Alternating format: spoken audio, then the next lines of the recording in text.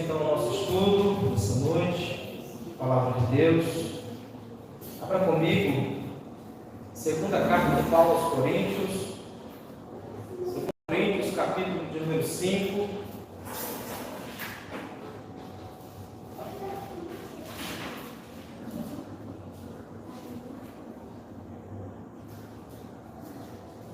Nós vamos ler somente o versículo.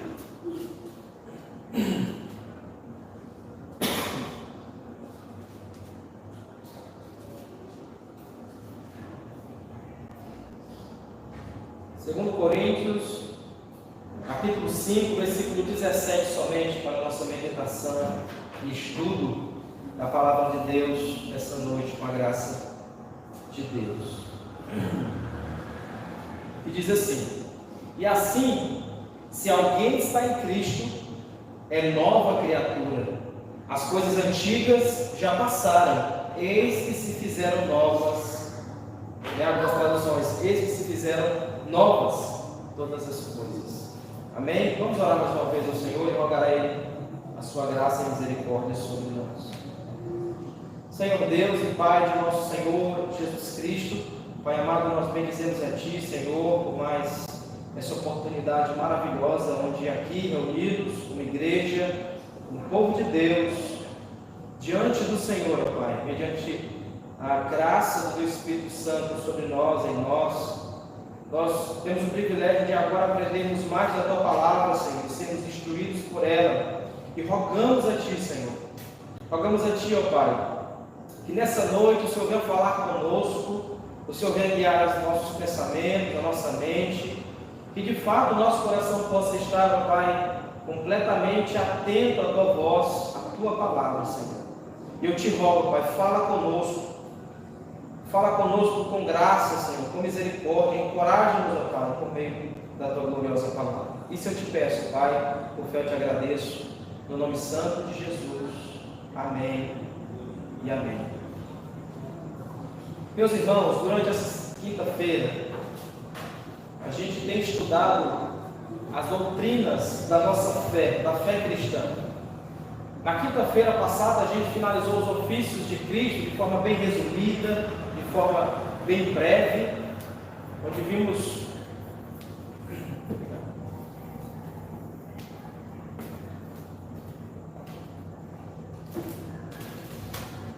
de forma bem resumida cada ofício de Cristo, como profeta, como sacerdote e como rei. E observamos também, nessas últimas quinta-feiras, a obra de Cristo. Basicamente aquilo que é conhecido pela teologia como cristologia, onde estudamos, meditamos na obra e na pessoa de Cristo Jesus, nosso Senhor. Agora nós vamos passar para a outra parte da doutrina, que estuda os atos redentores de Deus, onde na parte do livro da doutrina que eu estou estudando, para utilizar para dar os estudos, nós vamos ver como que Deus aplica a obra da redenção no coração e na vida dos pecadores, dos homens. Como que aquela obra de Deus, do Espírito Santo, como que ela é aplicada, como que ela é efetuada no nosso coração. Então nós vamos tomar por partida os atos redentores de Deus, com os quais o homem não coopera. Esses atos a quais inicialmente vou me referir, o homem não coopera com ele, e nos quais a redenção se destaca proeminentemente como a obra de Deus. Então, primariamente, inicialmente, vamos falar daquela obra que Deus faz em nós, no homem, no pecador, que somente Deus ele pode operar, que somente Deus, aquela operação monergista, onde ela é efetuada somente por um lado, onde só Deus efetua, onde só Deus o faz. De certa forma, toda a salvação, todo o plano da redenção é uma obra de Deus, é um plano de Deus. É Deus quem inicia a obra da salvação, é Deus quem finaliza a obra da salvação. É isso que Paulo fala aos Filipenses, no capítulo 1, versículo 6, que aquele que começou a boa obra em vós, Ele é fiel para completá-la até o dia de Cristo Jesus. Mas nós vamos nos manter tendo essa concepção de que é Deus quem inicia e quem finaliza. Inicialmente vamos falar sobre vocação e regeneração. Eu poderia até separar uma quinta-feira somente para falar sobre vocação e sobre regeneração. Porque uma tem basicamente tudo a ver com a outra. Elas andam de pé de igualdade na teologia e na doutrina cristã. Então hoje inicialmente vamos falar daqueles atos, repetindo, daqueles atos de Deus com os quais o homem não coopera e nos quais a redenção se destaca proeminentemente como obra de Deus, como partida e realizada pelo próprio Deus. E há, irmão Mateus, momentos da nossa salvação em que nós cooperamos, em que nós agimos? Sim, certamente. Nós não fomos chamados como robôs, como alguns intitulam os calvinistas, dizendo que Deus nos chama sem nós querer, forçando-nos a aceitar, quando de fato nós vemos isso na conversão e na santificação, que o homem sim trabalha, que o homem sim tem que fazer, para que de fato, e Deus usa isso para que o homem seja santificado diante dele, tem uma vida santificada e vive uma vida de santificação. Inicialmente não é isso que vamos tratar hoje à noite, assim, com a graça de Deus. Ao fazermos isso, usando como ponto de partida isso, reconhecemos claramente o fato de que é Deus e não o homem que inicia a obra da salvação e o processo da redenção mediante o que vemos nas Escrituras, e que a salvação é uma obra inteiramente da graça divina, uma obra que nos torna participantes somente em união com a pessoa de Cristo Jesus. Então é impossível pelo homem, pelos seus próprios méritos, pela sua própria vontade, pelo seu próprio livre-arbítrio, pela sua própria intuição, pelos seus próprios pensamentos, querer se chegar a Deus. Sem a mediação de Cristo Jesus é impossível. O próprio Senhor Jesus diz em Mateus 14: eu sou o caminho, eu sou a verdade e eu sou a vida. Ninguém vai ao Pai senão por mim. Então, somente em união com Cristo, com quem estamos unidos pela obra da regeneração, é que podemos obter essa obra maravilhosa a qual Deus realiza em nós, a qual Deus opera eficazmente no nosso coração, na nossa natureza caída. Enquanto nós honramos a Deus como o autor da nossa salvação e como a causa primária da nossa salvação, e de todo o ato redentor que acontece no nosso nascer de novo, na nossa vida espiritual que é recebida por Deus pela obra do Espírito Santo, não perdemos a vista, não tiramos de vista o fato de que depois da regeneração, o homem ele se apropria de bênçãos da salvação pela fé e coopera juntamente com o Espírito Santo para que de fato alguns desses atos redentores possam se concretizar, se completar na vida daquele indivíduo. Tais como eu falei, conversão e santificação. Vamos olhar primeiramente, isso é basicamente uma introdução daquilo que vamos ver mais ou menos, mas que inicialmente vamos tratar somente sobre vocação e regeneração. Quando falamos de vocação em geral, referimos àquele ato gracioso de Deus, o chamado eficaz de Deus, que foi aquilo que vimos no domingo pela escola dominical, pela qual Deus convida pecadores a aceitarem a salvação que é oferecida em Cristo Jesus. Então, basicamente, geralmente, é isso que se entende por vocação, tendo em mente que ela se divide de duas formas, a vocação. Existe a vocação exterior e a vocação interna ou eficaz. A vocação é esse ato gracioso de Deus pela qual Ele convida os pecadores a aceitarem a salvação que é oferecida em Cristo Jesus, nosso Senhor em Cristo. Então é a obra do Deus Trino por isso atribuída ao Pai, ao Filho e ao Espírito Santo. A salvação ela é uma obra do nosso Deus, da Santíssima Trindade, onde o próprio Deus planejou antes de todas as coisas em conselho em Trindade, efetuando-a por meio do Filho e aplicando ao coração dos eleitos por meio da obra graciosa do Espírito Santo. Então, esse chamado, essa vocação, que pode ser chamada de exterior e interior, como o próprio Senhor Jesus disse que muitos são chamados, mas poucos escolhidos, ou seja, que de fato a oferta do Evangelho ela é dada a todos indiscriminadamente, sem fazer acepção de pessoas. Nós somos convocados a pregar as riquezas da graça de Deus a todas as pessoas, a todos os homens, a todos aqueles a quem podemos encontrar e anunciar a obra poderosa de Cristo e do seu Evangelho. Então não existe discriminação no tocante à proclamação do Evangelho, porque nós sabemos também que não é por causa que a pessoa é boa que ela é salva, ou que Deus vai salvar por causa de obra. A gente já tem essa concepção, esse entendimento mediante as Escrituras. E nós às vezes fazemos isso, nós fazemos distinção entre as pessoas, a ponto de dizermos muitas vezes, e de não queremos pregar, porque pessoas, principalmente crentes, às vezes nos tornamos intolerantes com as pessoas. Principalmente nesse período de política, a gente viu muito isso, onde pessoas evitavam pessoas que eram da esquerda, pessoas da direita evitavam pessoas da esquerda, e pessoas da esquerda que evitavam pessoas da direita, a ponto de dizer que as pessoas da esquerda, de modo algum, muitos atribuem até dizer que eles não poderiam ser salvos ou alcançar a salvação, quando na verdade a salvação é uma obra de Deus.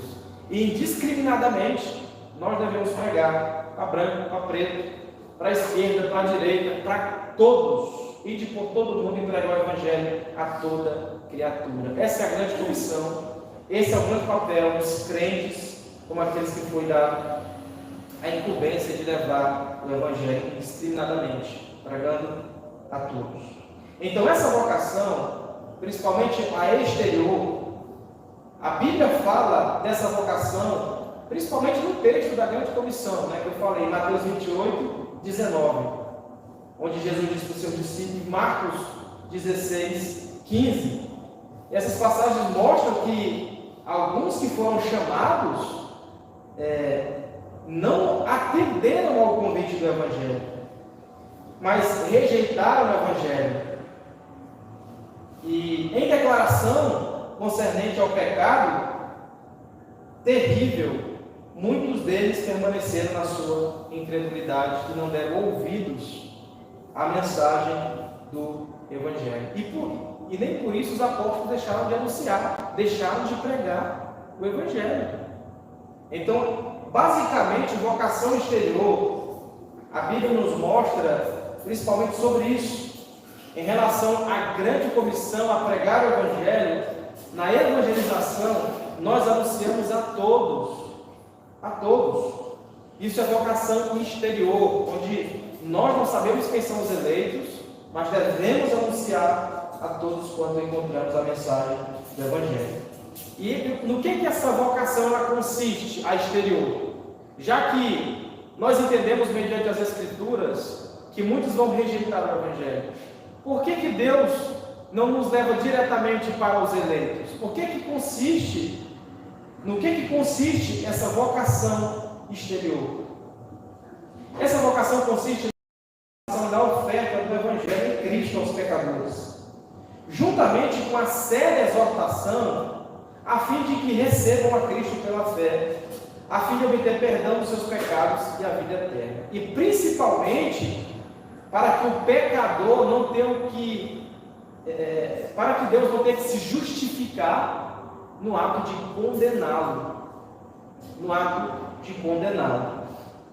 Então, é também para muitos cheiro de morte, como o próprio Paulo diz, na proclamação e a pregação fiel do Evangelho, onde muitos irão permanecer na sua incredulidade, mesmo ouvindo.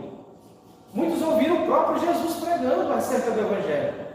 Que dizer de Judas, que aprendeu com Cristo, que andou com Cristo 3 anos, ouvindo acerca do reino de Deus, da consumação de todas as coisas, mas ele permaneceu com o coração incrédulo, com o coração ainda inclinado totalmente para o seu pecado. E nós vemos ele se perdendo, não sendo salvo, tirando a própria vida. Então, essa vocação também ela tem 2 características. Ela nos ensina principalmente 2 coisas: que ela é geral, ela é a todos, ela é universal, e também que ela é feita de modo sério, de modo sincero, para mostrar para os pecadores a oferta do Evangelho e trazendo também, com a pregação do Evangelho, com a oferta de salvação de vida eterna, julgamento e juízo, fazendo com que eles se tornem indesculpáveis diante de Deus. Aqui nós entendemos mediante a vocação exterior, que é muito sério ouvir pregação, é muito sério ouvir sermãos. A seriedade, a solenidade que há nesse assunto, na prática de se ouvir pregações, de se ouvir sermãos, porque nós, todas as vezes que nos reunimos e quando ouvimos a pregação do Evangelho, quer no domingo, na quinta, ou quando somos expostos à pregação do Evangelho, nós estamos sendo expostos também ao juízo de Deus. Quando ouvimos a oferta de salvação, quando ouvimos a pregação do Evangelho e permanecemos com o coração incrédulo, e quando permanecemos ainda com o coração no pecado, em incredulidade. Então é bem sério. E o modo como Deus revela essa vocação nas Escrituras, de fato é um modo sério e solene. É para advertir pecadores. É para mostrar aos pecadores o caminho que eles estão andando. E se eles continuarem nesse caminho, os levarão para a morte. Então, ser exposto ao Evangelho também traz juízo, traz responsabilidade, principalmente nós como crentes. Deus requer de nós, do povo de Deus, que cresçamos em graça, que cresçamos espiritualmente, principalmente quando a pregação é bíblica, apesar de simples, apesar de breve, mas quando é bíblica e pregada na unção do Espírito Santo, é o próprio Deus falando, assim nós entendemos, que é o próprio Deus comunicando-se e falando com o seu povo. Ela é geral, essa vocação exterior, que é externa na proclamação do Evangelho da Palavra de Deus, ela é geral. Isto quer dizer que ela é feita, como eu já falei, né? Eu acho que eu repeti a mesma coisa, indiscriminadamente a todos os homens e a todos os que ouvem a pregação do Evangelho. Então ela não está limitada a qualquer época, a qualquer século que se passou, ou nação, ou somente ao povo judeu, ou alguma classe de homens. Ela é feita tanto ao justo quanto ao ímpio, tanto ao eleito quanto ao réprobo. Nós não podemos olhar, esse indivíduo ele é mais justo do que essa pessoa. Não, esse aqui ele aparenta, parece que ele vai aceitar o Evangelho, eu vou falar para ele. Não é dessa forma. Não somos nós que salvamos, não somos nós que identificamos. E Deus faz o contrário. Você percebe que eu falo isso na minha própria convenção. Eu era do mundo perdido. E há pessoas que Deus resgata da escuridão, das trevas do pecado, né, para mostrar que a nossa justiça é baseada na aparência, é baseada no externo, quando Deus vê o interno. Ele trabalha de forma interna na nossa alma, no nosso coração. Então, não existe e não está limitada a classe de pessoas, a tempos e épocas. A pregação deve ser feita indiscriminadamente a todos os homens, a todas as pessoas. Isso é uma característica da vocação exterior de modo geral. Então, qual a finalidade, o significado da vocação exterior? Então, qual a finalidade, já que ela não salva? Né? É basicamente isso que eu já introduzi. A vocação exterior, ela serve para justificar Deus na condenação dos pecadores. Se os pecadores desprezam a justiça de Deus, a paciência de Deus, a oferta de salvação de Deus, a justiça de Deus se torna mais clara em condená-los. Você percebe naquela parábola no capítulo 16 de Lucas, a respeito de Lázaro, de rico e de Lázaro? Você percebe que os dois morreram um dia, e um foi para o seio de Abraão e o outro foi para o inferno, para o Hades. E Jesus, contando essa parábola, disse que lá ele estava em tormento. Interessante que ele clama a Abraão com Lázaro, que estava sendo consolado, e em momento algum ele roga para que ele saísse de lá. Ele vai ver em momento algum falando isso no texto, para que ele seja tirado de lá. Até porque também a lei que Deus imprimiu em nossos corações fará com que de fato naquele último dia ela seja mais clara e evidente, a ponto de vermos os nossos pecados tão claramente que diante de Deus e do seu juízo não teremos nada o que dizer. A ponto de entender que o nosso próprio coração, a nossa própria consciência nos acusa e mostra evidentemente que nós estávamos perdidos e que merecemos a condenação do inferno. E é isso que aconteceu com o rico. Ele não pede, pelo contrário, ele fala, não, mas mande pelo menos aos meus irmãos, a que preguem para ele, para que eles não venham para esse lugar de tormento. Então, estar exposto à pregação do Evangelho também fará com que a condenação eterna se torne mais clara a consciência dos ímpios, dos réprobos, daqueles que receberão a justa ira, por rejeitarem o Evangelho de Deus, por rejeitarem a oferta de salvação do próprio Deus, onde Deus expõe o seu Filho por meio da pregação aos incrédulos. E eles, não querendo, permanecendo nos seus pecados, receberão a mais justa condenação. Então, basicamente, é isso que entendemos por vocação exterior. É aquele ato gracioso de Deus, né? Você vê que não há injustiça da parte de Deus. Deus comunica a sua palavra a todos, para que todos saibam, para que todos ouçam, entendam que só Jesus Cristo é o único meio de salvação. É o único pela qual nós podemos nos unir pela obra da regeneração e alcançar a vida eterna e obter o perdão dos nossos pecados. Então ela é feita de forma geral para todos, indiscriminadamente a todos os homens e a todos que ouvem a pregação do Evangelho. Tudo bem? Ok? E o que entendemos por vocação interior ou eficaz? O que as Escrituras nos fala a respeito de vocação interior ou eficaz? Como já vimos também sobre isso no domingo. Então essa vocação é a que vem de Deus para o pecador. Ela é realmente uma só.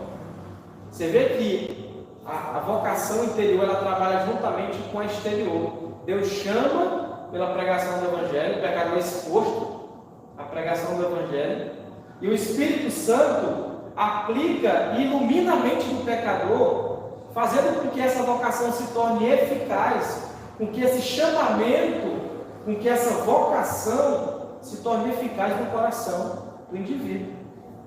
Então ela só é eficaz quando existe a obra do Espírito Santo no nosso coração, nos convencendo do pecado, da justiça e do juízo de Deus. Então a vocação que vem de Deus para o pecador é realmente uma só, embora fazemos essa distinção entre exterior e interior para a compreendermos melhor. Pela operação do Espírito Santo,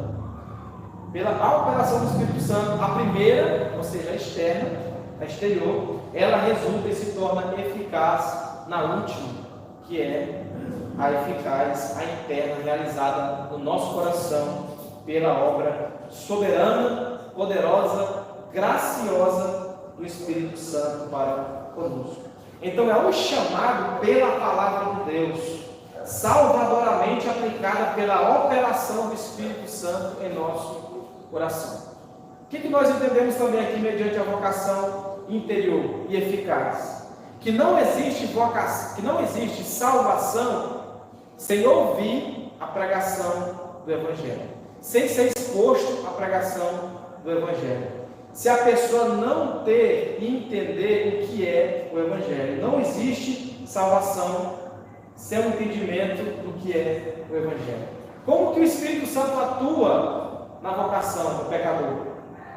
É por meio. O que ele usa como instrumento para chamar os pecadores? É a palavra de Deus, é a pregação.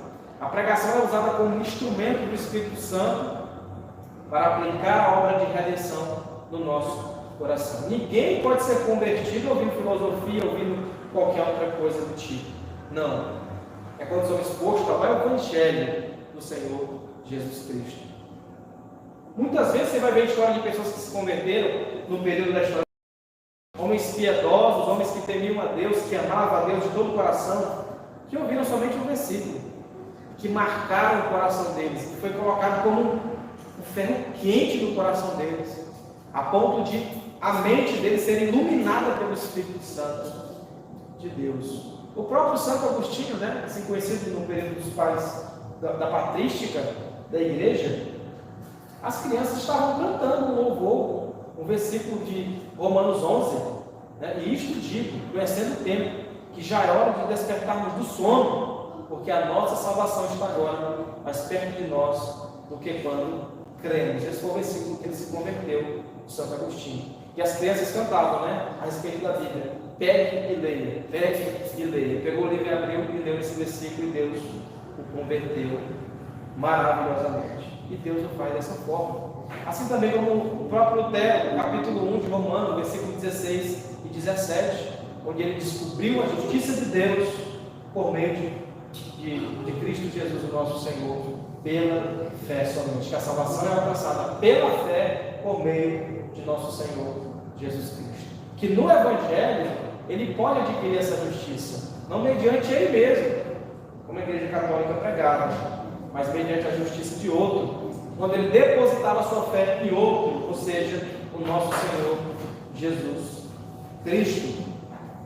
Então essa vocação ela se torna eficaz e poderosa, salvadora, quando ela é aplicada pelo Espírito Santo de Deus em nosso coração. Eu poderia muito bem ouvir os irmãos aqui, as irmãs que estão aqui, ouvir a experiência de vocês, como que Deus o fez, essa obra maravilhosa no coração de vocês. E que de fato vocês entendem que foi por meio de ouvir a palavra, que foi por meio dessa vocação, desse chamado de Deus, por meio da pregação do Evangelho. Quando nós somos expostos à pregação do Evangelho, o Espírito Santo trabalhou poderosamente no nosso coração. Luiz Beckhoff, qual usando o livro, ele diz que o nosso ouvido espiritual ele foi limpo, ele foi purificado. Então assim nós atendemos a voz de Deus. E o nosso coração habitado, santificado pelo Espírito Santo de Deus. Então, o Espírito Santo de Deus, quando você ouve a pregação do Evangelho, ele faz principalmente o trabalho como uma persuasão. Não é uma manipulação que o Espírito Santo faz em nós. Não, é uma persuasão moral que acontece no nosso coração. Você percebe que nós ainda carregamos fragmentos da imagem de Deus, a ponto de todo homem saber o que é errado, ele saber como ele está errado e quando ele está certo. O Espírito Santo usa a palavra de um modo, em uma persuasão moral. Por isso que quando pregamos o Evangelho, às vezes utilizamos a lei de Deus como introdução para mostrar o nosso pecado. Então, durante essa persuasão moral, onde ele vê que de fato nós pecamos diante de Deus, quando o Espírito Santo ilumina o nosso coração, onde Paulo diz também que no coração de vocês resplandeceu a luz de Cristo, que o coração de vocês que reinava trevas foram transportados para o reino do seu amor. A luz de Cristo, o Evangelho de Cristo, foi iluminada em nosso coração. A salvação de Deus brotou em nosso coração, operada, realizada pelo Espírito Santo de Deus de forma graciosa, amorosa, maravilhosa, por meio de Deus.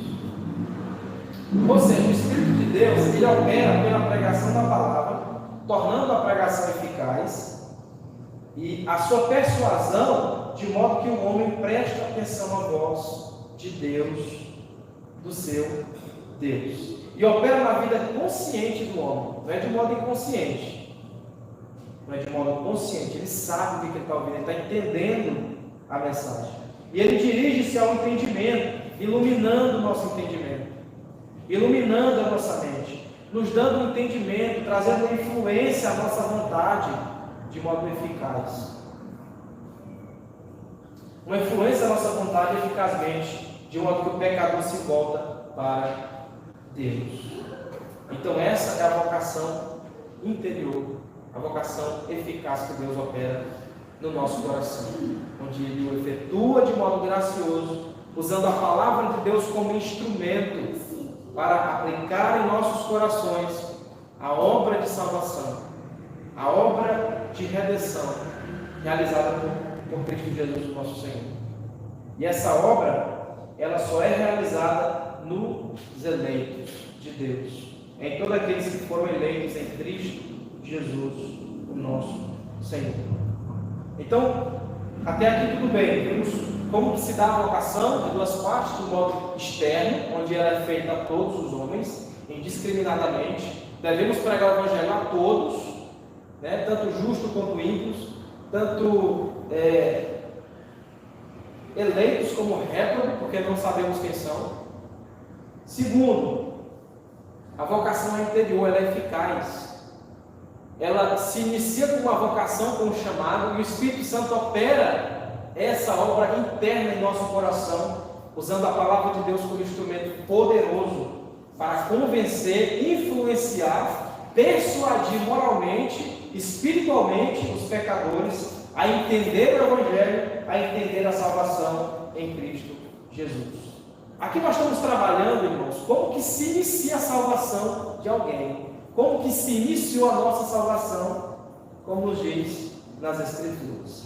E após a vocação, imediatamente acontece a regeneração. A regeneração. O que significa a palavra regeneração? Né? Os irmãos já conhecem, eu acho que alguns já conhecem o significado do termo. A regeneração significa nascer de novo, do grego nascer de cima, nascer do alto, receber uma nova natureza. Significa também novo nascimento, quando nascemos de Deus, quando uma nova vida é implantada em nosso coração. Então nós precisamos entender que tanto a vocação divina de Deus quanto a regeneração, elas estão na mais íntima relação possível uma com a outra. Inicialmente, quando se dá a nossa salvação, vocação e regeneração, elas estão na mais íntima relação possível uma com a outra. Deus nos vocaciona por meio da sua palavra, aplicando em nosso coração o chamado eficaz, a vocação interna, e realizando a obra de regeneração, de novo nascimento no nosso coração. Regeneração é aquele ato de Deus pela qual o Espírito de Deus ele aplica e inicia o princípio de vida espiritual no nosso coração. Ele implanta aquele coração corrompido, caído no pecado de Adão, no pecado praticado também agora. Ele implanta em nosso coração uma nova vida, mediante a obra e a nossa união com Cristo por meio da fé. E toda a nossa disposição de alma, as emoções, todas elas são influenciadas e santificadas pelo Espírito Santo. Então é nascer de novo, é nascer de cima, é novo nascimento, quando se faz menção de regeneração. Se formos pegar os pormenores do que é regeneração, de como que ela se dá, daria outro estudo, ou dois estudos a respeito do que é. Porque nós vimos também depois os frutos da regeneração, E ela também é utilizada como um meio onde podemos obter certeza se realmente nós somos salvos.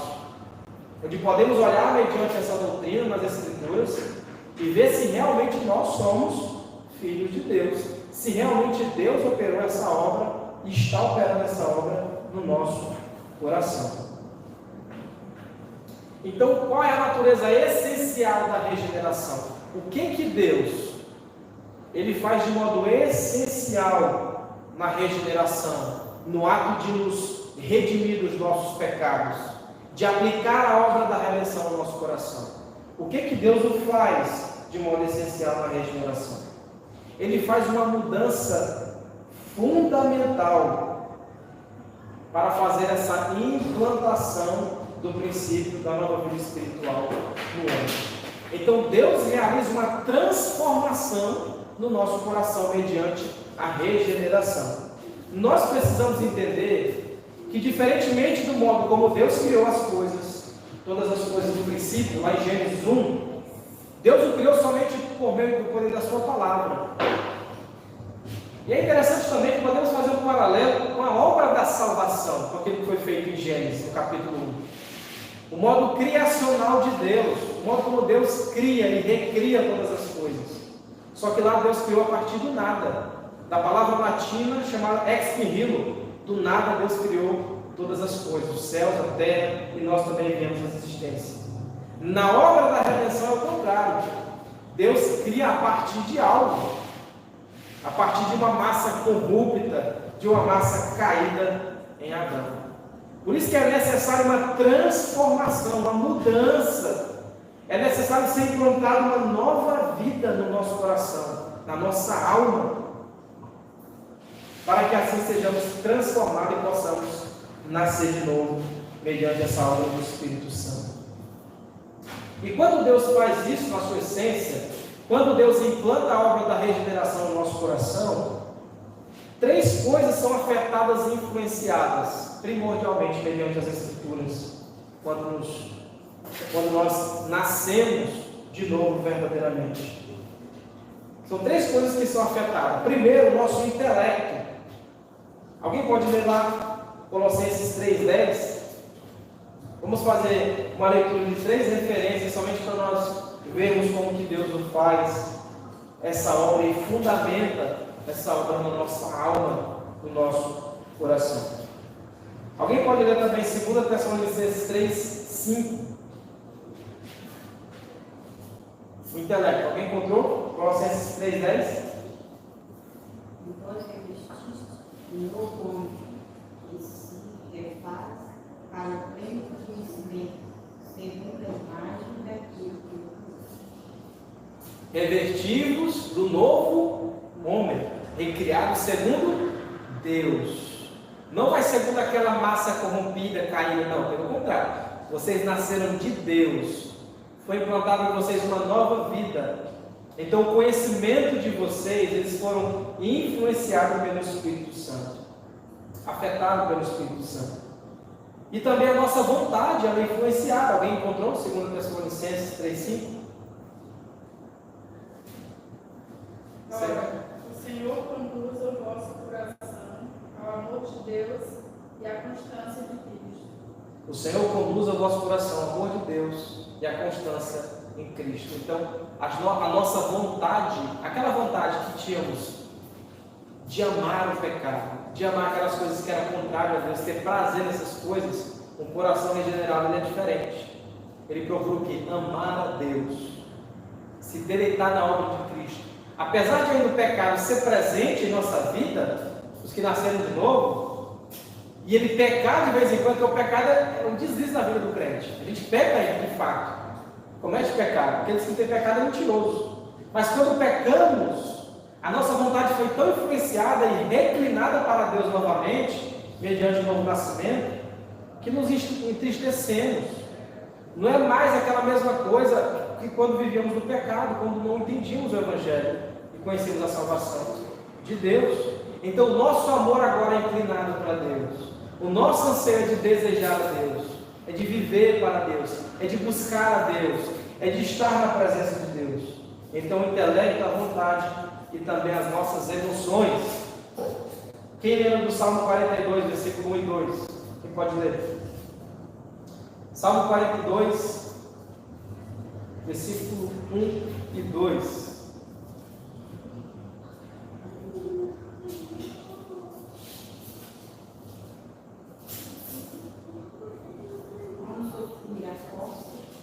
Das correntes águas, assim por ti, ó Deus, suspira minha alma tem sede de Deus todo viver e manterei eterno a face de Deus. Até as nossas emoções, elas são influenciadas, elas são transformadas no ato da regeneração. O nosso anseio não é mais ter deleite no pecado, é ansiar por Deus, pela presença de Deus.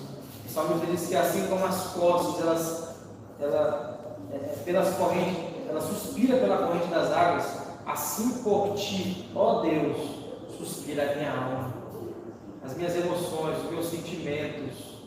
Por isso que Filipenses fala que o nosso pensamento, a nossa mente, ela precisa ser mantida e ocupada pelas coisas de Deus, daquilo que é bom, daquilo que é reto, daquilo que é justo. Paulo também, em Colossenses 3, ele diz que agora nós temos novamente, principalmente por causa do perigo do pecado, que ainda nos cerca, ainda é presente em nós, ele fala que nós devemos buscar as coisas lá do alto, pensar nas coisas lá do alto, nas coisas lá de cima, onde Cristo está sentado à direita de Deus Pai. Então, a obra da regeneração, ela faz isso, com que ansiamos das coisas de Deus, com que busquemos as coisas de Deus, onde a mente nossa agora é influenciada pelo Espírito. O nosso entendimento foi dominado para Deus. As nossas emoções e sentimentos são todas de modo que ansiamos, a nossa alma anseia estar com Deus, anseia a presença do nosso Deus. Então as Escrituras não deixam dúvida quanto à necessidade de regeneração. Principalmente quando lemos Jeremias capítulo 13. Jeremias capítulo 13, versículo 23. Diz assim: pode por acaso o etíope mudar a sua pele? Ou o leopardo as suas manchas, as suas pintas que ele tem? Então, podereis fazer o bem, vocês podem fazer o bem, estando acostumados a fazer o mal? Por isso que há uma necessidade da regeneração, do novo nascimento, dessa obra sobrenatural no nosso coração. Por quê? Nós não conseguimos fazer o bem, nós não empreendemos naturalmente após a queda nada que seja bom diante de Deus, nada que seja espiritual diante de Deus.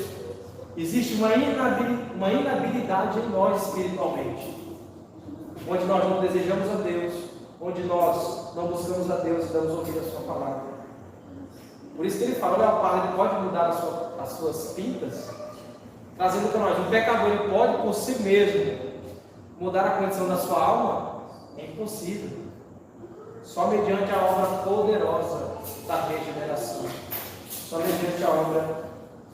Vamos ver aqui também nos Evangelhos, onde Jesus fala da necessidade da regeneração. Lá em João, no capítulo 3, no versículo 7, mais especificamente, no versículo 3 ele diz: nem todo que em verdade eu vos digo, quem não nascer de novo não pode ver o reino de Deus. E o que ele diz no versículo 7, no capítulo 3 de João?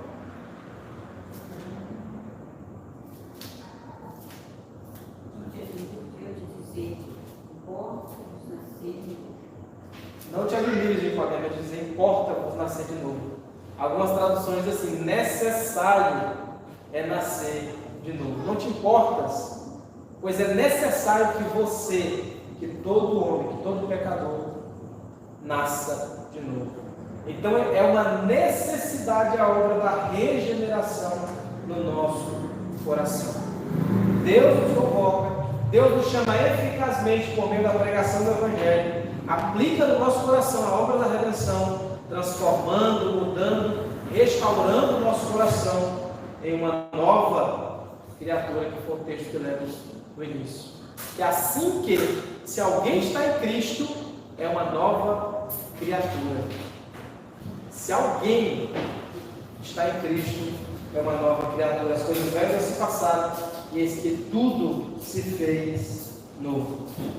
Nós precisamos, principalmente para finalizarmos o último ponto, entender que a regeneração ela é uma obra exclusiva de Deus. Por isso que eu falei, esses primeiros atos, tanto a vocação interior e eficaz, quanto a regeneração, ela é uma obra monergista, onde é o próprio Deus que o faz. Nós não entendemos, como os arminianos, que a salvação é sinergista, ou seja, significa que tanto o homem quanto Deus coopera, fundamentalmente na salvação. Porque o entendimento que eles têm é que a fé é a causa da salvação. Mas nós entendemos que não. A salvação começa aqui com a regeneração. A fé é fruto de alguém que nasceu de novo. Você só crê porque você nasceu de novo. Você não nasceu de novo porque você creu primeiro, não.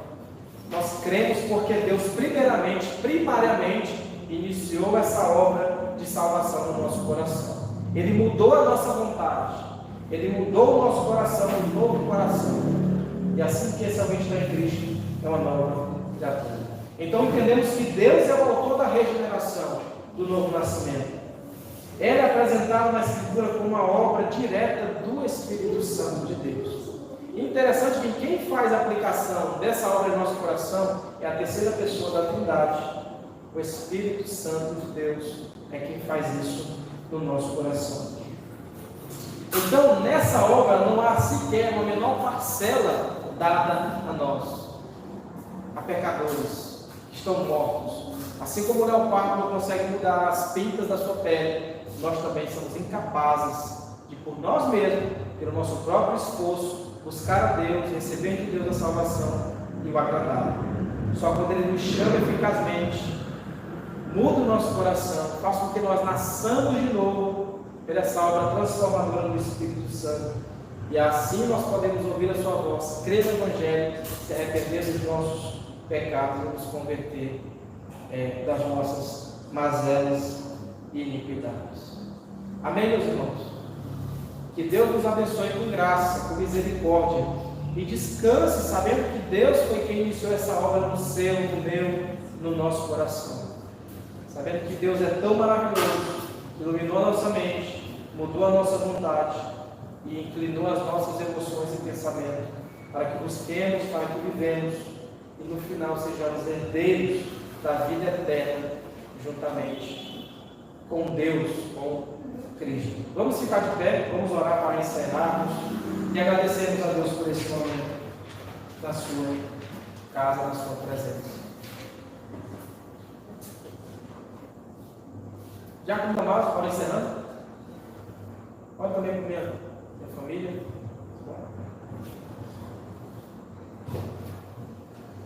Senhor, muito obrigado, Pai, porque o Senhor um dia nos chamou através da pregação do Evangelho e produziu em nós, Pai, esses atos maravilhosos que faz parte da salvação. Nós fomos vocacionados, amados, Senhor, a crer no Senhor. Sim, sim. E isso nos deu uma nova natureza, Pai, que nos faz amar a Ti, buscar o Senhor, sentir prazer naquilo que concerne a Tua pessoa. E queremos te louvar por isso, Pai, porque o homem jamais produzirá isso. Obrigado porque o Senhor um dia nos chamou com graça, com misericórdia, Pai, e fez essa mudança em nosso Senhor.